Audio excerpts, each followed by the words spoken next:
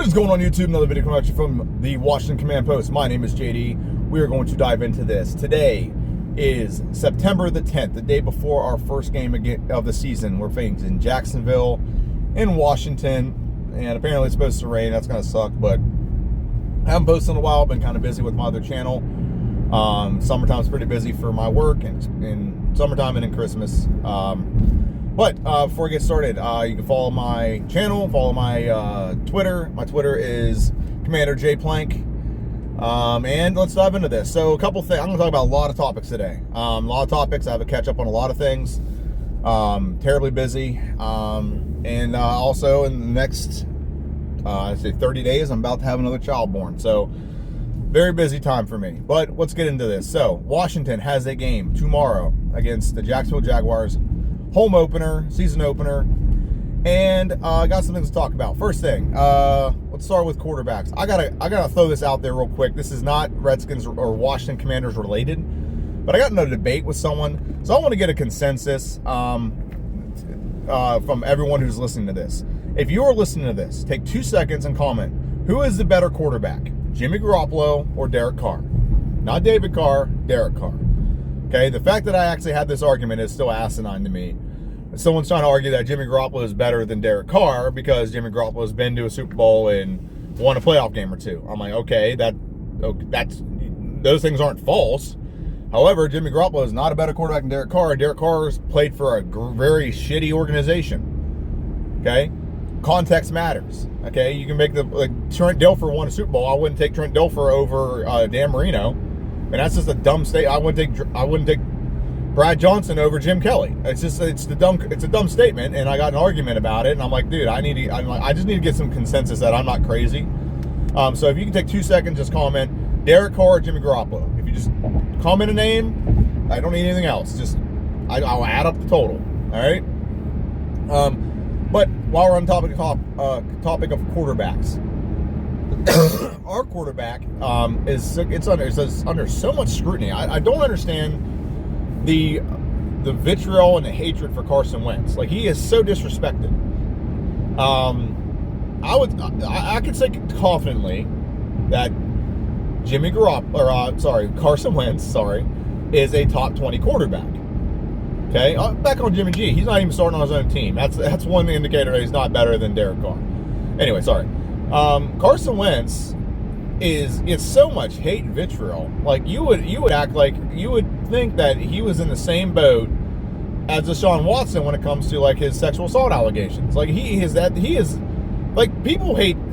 media seems like they hate him way more than they hate anyone else for some reason. He's not a bad dude. He's a good guy. It's not like he's like in the news all the time for drunken driving. He's not a bad dude. I don't get why there's such hatred for him. Okay, I don't get it. I don't get it at all. It might be because he played for Washington. I don't know. I think the stuff from the Jim Irsay is overblown. Jim Irsay. I'm going to say this about Jim Irsay, and I don't know if I've said this before, but Jim Irsay is an overrated piece of shit. He's not a good owner. He's not. Okay, Jim Irsay has locked himself into a lot of things for years, and I will say years. There's actually a video of, I think it's Mel Kiper, like trashing the Colts because they're consistently like drafting high in the draft because they make horrible decisions all the time. Okay, this is Jim Irsay's Colts. The only thing that changed Jim Irsay's Colts from being a perennial shitty team to being like relevant is the fact that they drafted Peyton Manning, the luckiest owner in NFL history. Maybe other than like the Green Bay Packers, but they don't have one owner. They have a conglomerate of like individuals. The luckiest owner in NFL history is the guy who drafted Peyton Manning, had him for 14 years, whatever it was, and then immediately after they had Peyton Manning, drafted Andrew Luck. And he's such a great owner that, one, he ran Peyton Manning out of town, and then two, ran Alex Smith out of town because they refused to get him an offensive line to protect his ass. Okay, and then after Andrew Luck left, they had they pulled over what's his name from Phillip Rivers, and he played there 1 year and then retired. And then they got Carson Wentz, and then they got rid of. It's just like there's a constant QB carousel going on in that franchise. There's no stability, and somehow Carson Wentz is to blame for all this stuff. And I'm not gonna say I laugh at it, but I do laugh at it because I think this guy's a freaking idiot, and he's commenting about a quarterback that's already gone. It's gone. Move on with your life. Okay, you move the guy over in 1 year, and in that 1 year, while he was still getting acclimated with no weapons other than a running game and no offensive line, the offensive line couldn't block. Like, they had one of the worst pass blocking offensive lines in the league. He never play action, had a very low percentage of play action. Okay, and the guy still threw 27 touchdowns, 7 picks. Washington would have killed for 27 touchdowns, only 7 picks last year. Okay, I've said it before, I'll say it again. Taylor Heinicke got 20 or 21, I can never remember which one it was, 20 or 21 touchdowns last year with 15 picks. Okay, I think it's 20. I think it's 20 and 15 was his numbers. Okay, and basically, I treated Taylor Heinicke last year as a rookie quarterback. Honestly, I do. I think of him as a rookie. Never got significant playing time, and when he finally did, he showed that he can do some things, and he also showed that he can make mistakes, which is what a rookie should do. It's what rookies do. Okay, if you took that stat line and looked at every other rookie quarterback last year, I mean, he was better than most rookie quarterbacks. That's how I personally viewed it. You may not view it that way.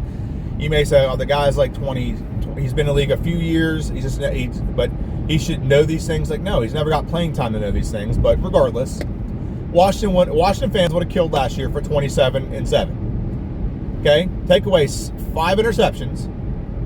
I'm sorry, take away 8 interceptions, and add 7 touchdowns to our season last year. We at least make the playoffs. I don't know if we win the division. I can't definitively say that much, but I can definitively say we at least made the playoffs. 7 more touchdowns, we can go. I can go through the 4 games. Well, there's 4 games that were like, could have gone either way that we lost. All 4 of them, you take away 8 picks and add 7 touchdowns. Those games get flipped to us very easily, very easily. So I'm not going to get too much into that, but I think the vitriol that comes towards our quarterback is ridiculous. Okay, it comes towards it's outright outlandish how much hatred there is for Carson Wentz. And if you're curious as to why we went out and got Carson Wentz, is he is a top 20 quarterback. Okay, I actually, the guy I was arguing with Jimmy Garoppolo, it totally goes full circle. We were writing down all the quarterbacks that are better. I said Derek Carr is a top 10 quarterback. He said he's not. I went through all the quarterbacks, and there's some that are debatable. But basically, after doing this, we come to consensus that he's at least top 12. Okay, and Carson Wentz, it's probably not far behind that. I'd say about 16 might be a fair number. Okay, but I've seen one in ESPN or on ESPN. There's a ranking that has him as like 18. Which, okay, I can understand 18. It had some pretty good arguments as to why the people were in front of him and there's people behind him. Okay, so top 18 quarterback. We went from having probably one of the worst starters. Well, yeah, probably one of the worst starters in the league. Which Ryan Fitzpatrick wasn't ranked very high. There were some rookie quarterbacks that he was ranked higher than because they didn't know anything about him.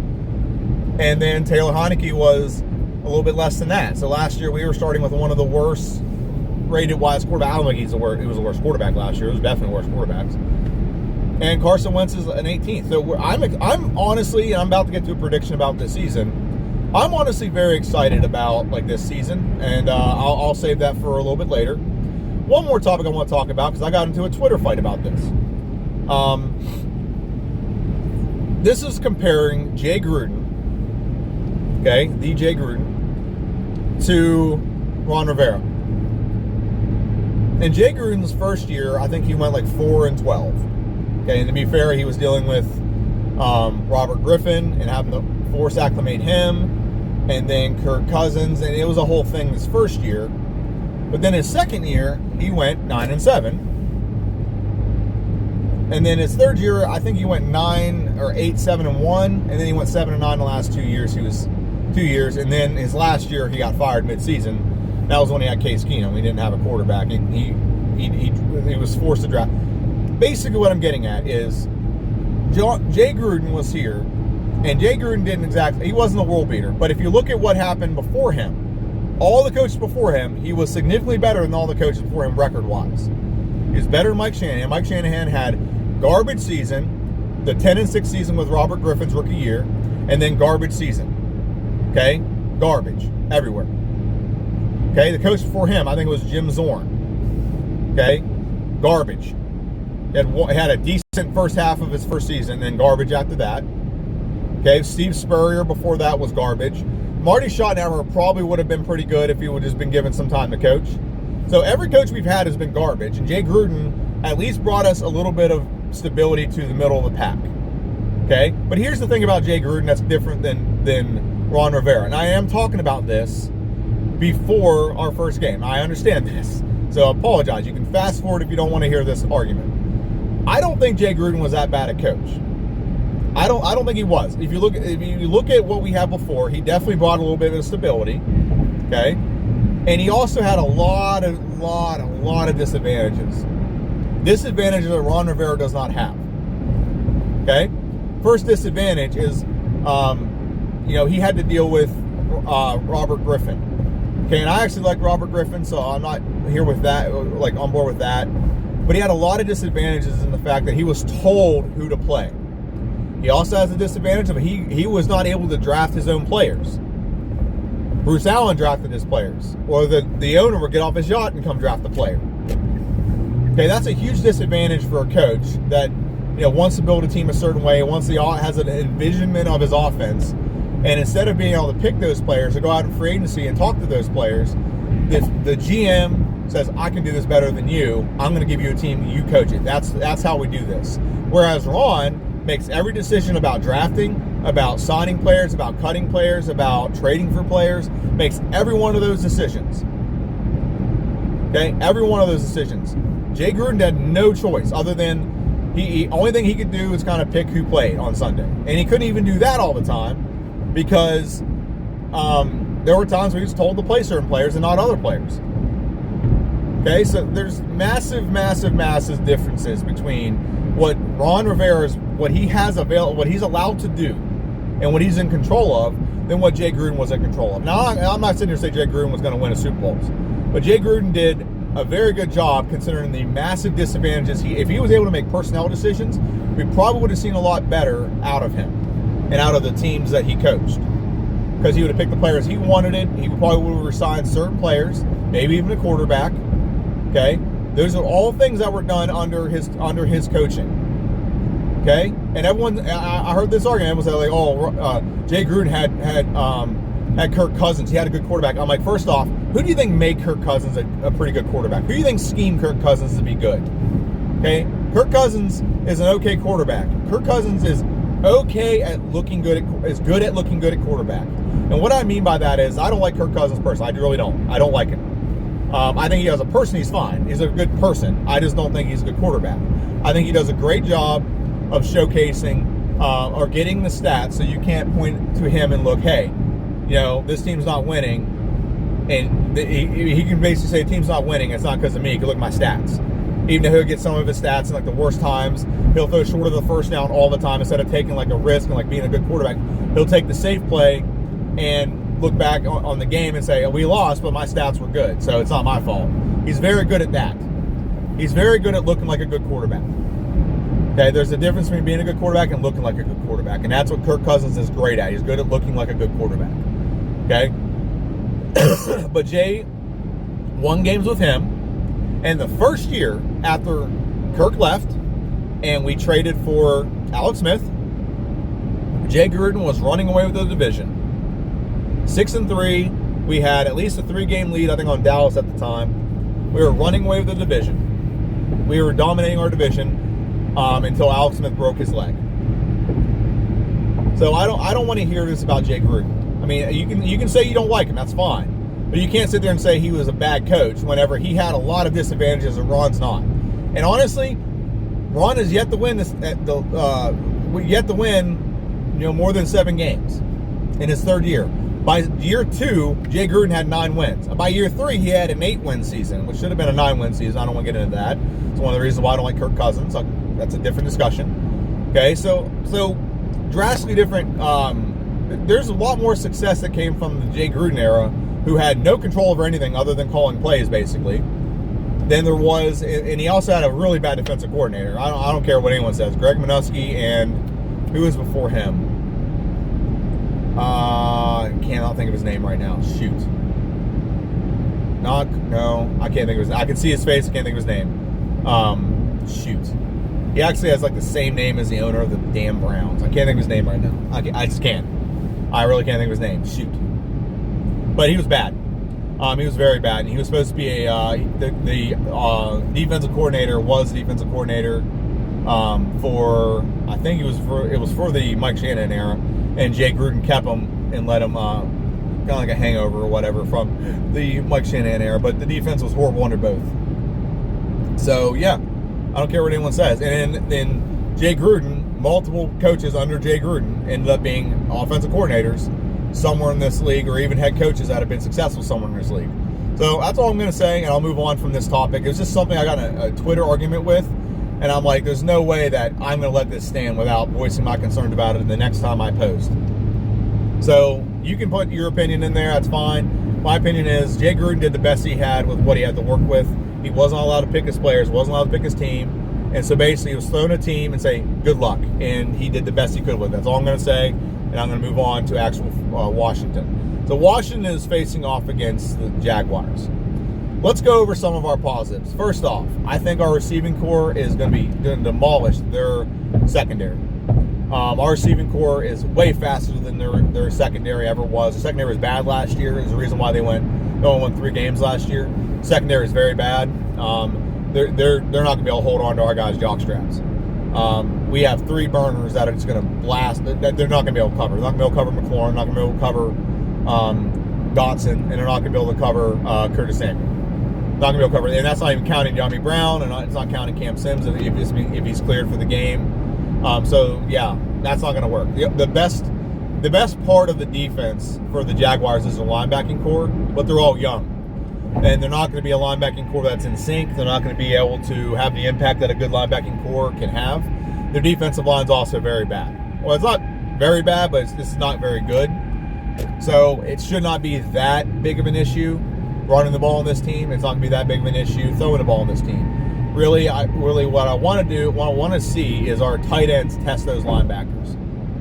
When it comes to potential, and like our defensive line has very good potential in name. We have a lot of good guys that have high draft picks. They're rated well. They just don't play well together. They're not playing as one unit. They play individually.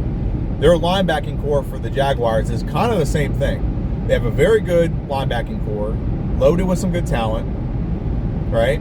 And their defensive coordinator is actually an ex-defensive linebacker, and it was a defensive linebacker coach for the Buccaneers. I can't think of his name right now. Okay, so they're probably going to be a little bit better on the defensive side with linebackers-wise, but that's not going to compensate for the cornerbacks. That's not going to compensate for the defensive line. It will compensate a little bit for that because you can fill a gap pretty quick. But our offensive line is way better than their defensive line, and we're going to get to the next level and block some linebackers. We're going to run all over this team, I guarantee it. We're probably also going to throw it all over this team. Okay, so our biggest benefit is our offensive weapons. We really don't know what we have in tight end, but I'm confident if we have Logan Thomas, Cole Turner, and John Bates, we're perfectly fine at tight end all year. Okay? Perfectly fine at tight end. And if we got to go like a little bit deeper on the depth chart, fine. That's perfectly fine with me. We'll be perfectly fine with the tight ends and tight ends we have. And then our running back core, we have a good running back group. And once we get Robinson back, we just got to make sure we don't fumble the ball stupidly. Gibson, I like Gibson. I'm going to comment on Gibson real quick. Gibson's good, and I like him, but he makes some dumb mistakes. One, fumbling the ball is just stupid. And I heard a good explanation as to why. He's just receiving the ball, and when you're in space, you don't have to worry about being in a group that's going to punch the ball out. You just have to worry about avoiding 1 or 2 tacklers, and they're going to bring you down. So you can hang the ball out there a little loosely. He does that way too much as a running back, and that's why he gets punched out, because he's surrounded by people that can just knock it out. Okay, but he also last year, there's a lot of times, one, he fumbled the ball in the worst times possible. But he also had some games where we were running out the clock, and he's running out of bounds rather than going down before he goes out of bounds and keeping the clock running. And he did that consistently. He did like a couple games in a row during our win streak. Just some dumb mistakes that he needs to fix. And I don't want him to not play. It's not like that. But I mean, I need him to not fumble. That's what I really need. If he can not fumble, that'd be the best thing ever. Quarterback-wise, I'm confident Carson Wentz is going to tear this defense a new one. I'm confident in that. I am confident in Carson Wentz. I'm going to some bold predictions. I think Carson Wentz will break our passing record. That ain't saying much, but 31 touchdowns is our record right now, held by Sonny Jurgensen. Okay? I think he'll get more than 31. I think he'll get probably about 35 or 36. He'll probably get about 12 interceptions, which is fine. But we can win games with those kind of numbers. In 17 games, I think he should get at least 2 touchdowns a game, especially with this receiving core and this offensive line. Yeah, honestly, I think he should. 34 is like, I think 31's the minimum, but 34 really should be. You should be averaging about 2 touchdowns a game. 17 games, 2 times 17 is 34. That's a fair number. And at the very most, maybe average about, I would say, half a pick. That's very efficient quarterback. I mean, even Aaron Rodgers doesn't do that. But I'd say 10 picks, 10 or 12 picks. I would go as high as to say maybe like 1 for every game as an average. But no, 10 picks, 10 or 12 picks. And we could be successful with 36 to 34 touchdowns and 10 or 12 picks. Especially we should do this just because of our receiving core and our tight ends. Okay? Terry McLaurin's going to get his. Okay? And I also think Carson Wentz is going to throw for 4,500 passing yards at least. Probably more than that. We have a lot of weapons. And all he has to do is get the ball in space and let our weapons go to work. McLaurin, Dotson, Samuel, McKissick, Gibson, and then our tight ends, even Cam Sims, Dax Milne. There's a lot of weapons there. And if we utilize them properly, we're really going to find out if how good Scott Turner is. We really are. It's going to be that year. It's going to be that year we're going to figure out, is Scott Turner that guy?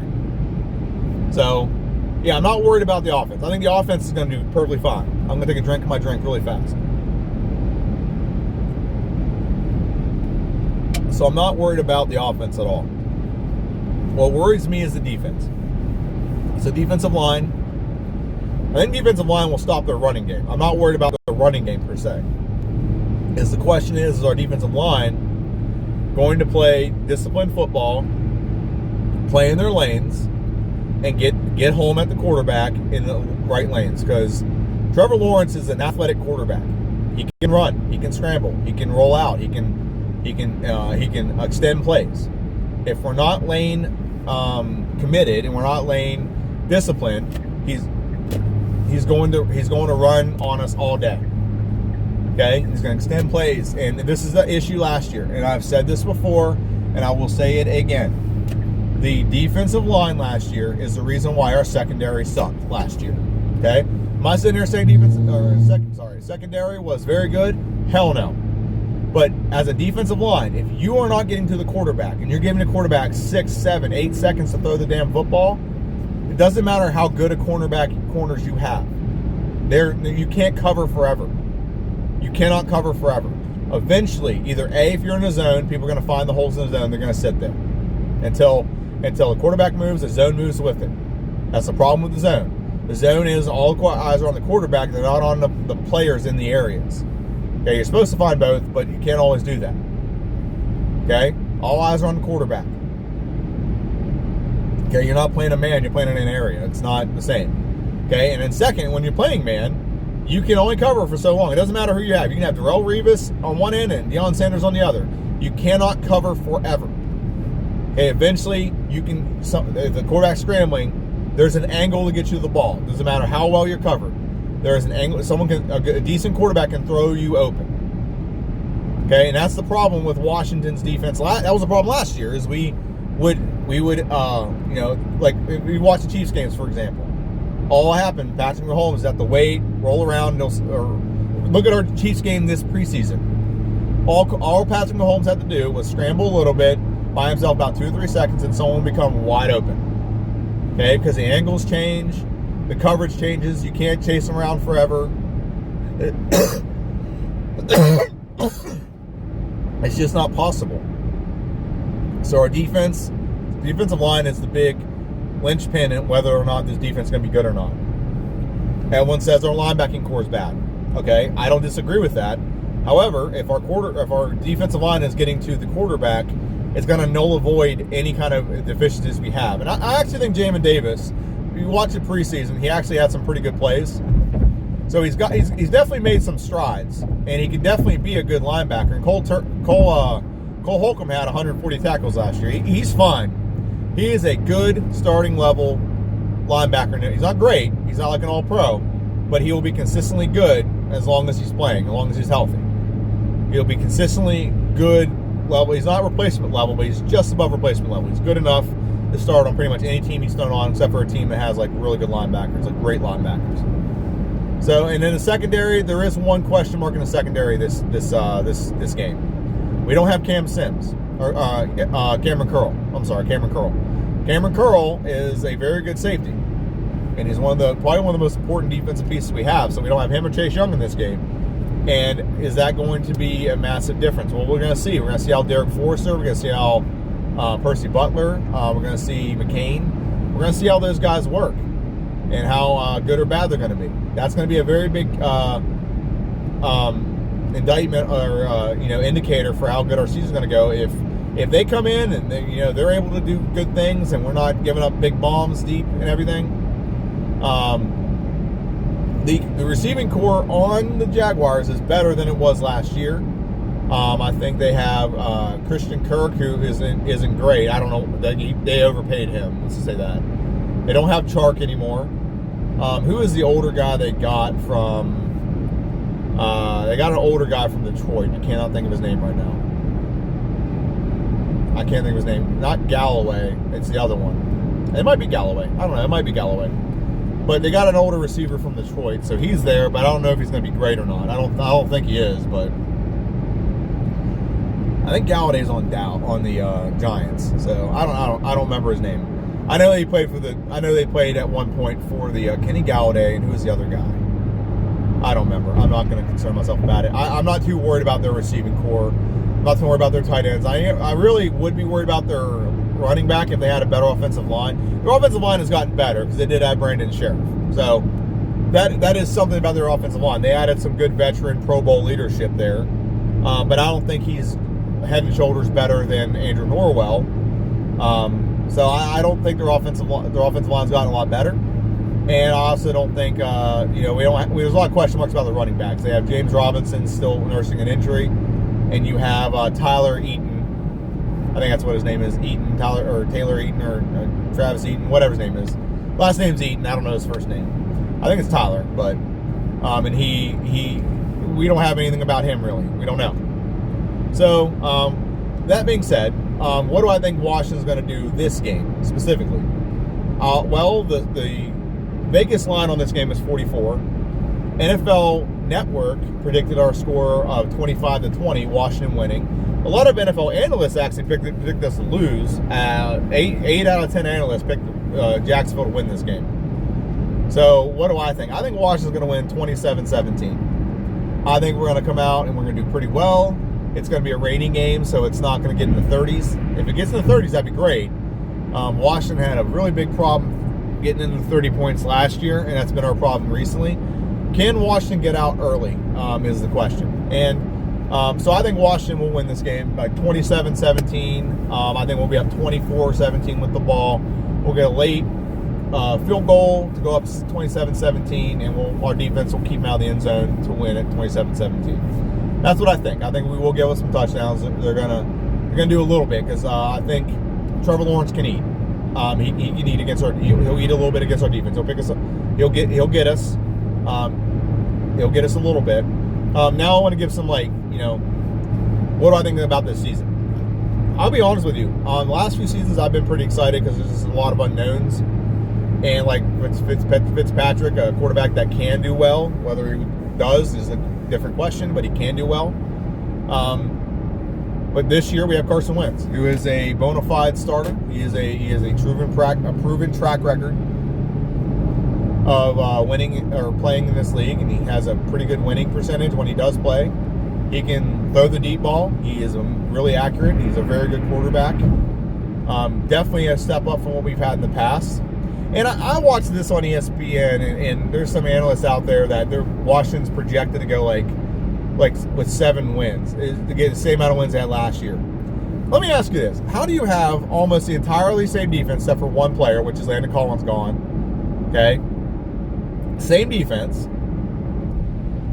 a year improved, because you got guys signed to this defense that, after it usually takes a year to get acclimated to a program or system or whatever.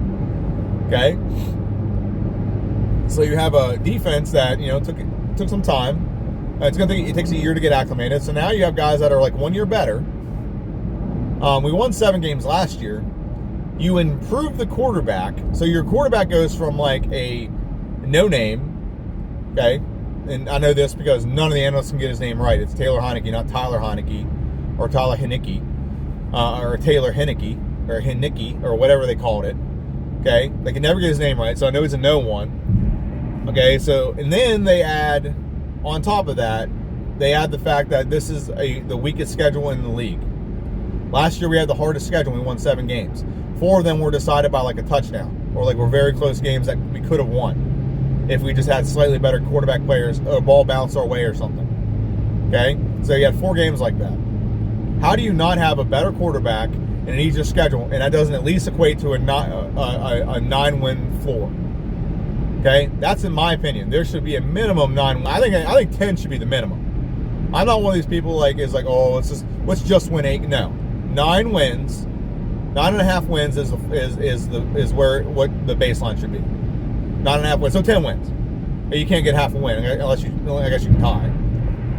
Okay, that's a half win, I guess, if you look at it through a optimist perspective. I look at the pessimist; it's like a half loss, in my opinion. But I think the floor of this team should be 10 wins. You drastically improved the quarterback position. You drastically improved the receiving core, whether that was getting someone back from injury or drafting a guy. So there's 2 improvements there. You improve the running back room. Brian Robinson is probably a better downhill runner when it comes in pure running back that the team needs right now. So that's better. And offensive line is probably better than it was last. I mean, you lost Brandon Sheriff, but you have way more depth now. I think the offensive line is better than it was last year. You have way more depth. There's more veteran leadership. There's veterans across the board now, not just Brandon Sheriff. And I just think you have more depth and you have more consistency. You look quarterback was a drastic improvement. Tight ends are a drastic improvement. Last year, our 3rd tight end was Ricky Seals-Jones. No offense to him, he actually played pretty great for being for what he was, but he wasn't anything to write home about. Now, you have there's so many tight ends that we don't know we have a embarrassment of riches. That's the best way I can put it. I saw someone on Facebook. It was like asking about Washington's weapons, and I said, "Where does he get all those wonderful toys?" That's the post from the Batman, the one with the Joker, Jack Nicholson, or whatever his name is, Nicholas or Nicholson. One's an actor, one's a golfer. But anyway, yeah, I predict Washington should be going like 10-7 this year. That's the minimum. Okay, there's some games that the ball can bounce either way on us, but Washington should win this game. I don't subscribe to this BS that we can like 8 wins is successful. No, it's not. This is Ron's 3rd year, and in his 3rd year with the Panthers, he was in the playoffs with like 11 or 12 wins. Okay, we need to be at 10 wins minimum. Okay, we have a good quarterback. Our weapons are good. Our line's good. Our offense should be very good. The only question I have is the defense, and it's not a question of personnel other than maybe the linebacking core. It's a question of can our defensive line do what they were signed to do, what they were drafted to do. That is the question that I have. If they can do that, we're going to have a very successful season because we're going to be able to score points and prevent people from scoring. Okay? It's been 34 minutes of this, so I do appreciate anyone stayed this long. Hit the like button and comment down below finished if you got all the way to the end. I want to know who all watches my video to the end. Please do that. And I'm sorry I haven't posted in a long time. If you look for my videos and my analysis, I've just been very busy. I apologize. I'm going to try to get some more stuff in. I do have a child about to come out. And what I like to do is I like to drive on the way to work and do these things. So I can do some analysis, things like that. I take the turnpike, and my car is really nice because it kind of drives for me, so it's pretty cool. But thank you all for watching. Hail to the Commanders. Let's go out and get that first win. We'll start the Commanders era 1-0. And have a good one. See you.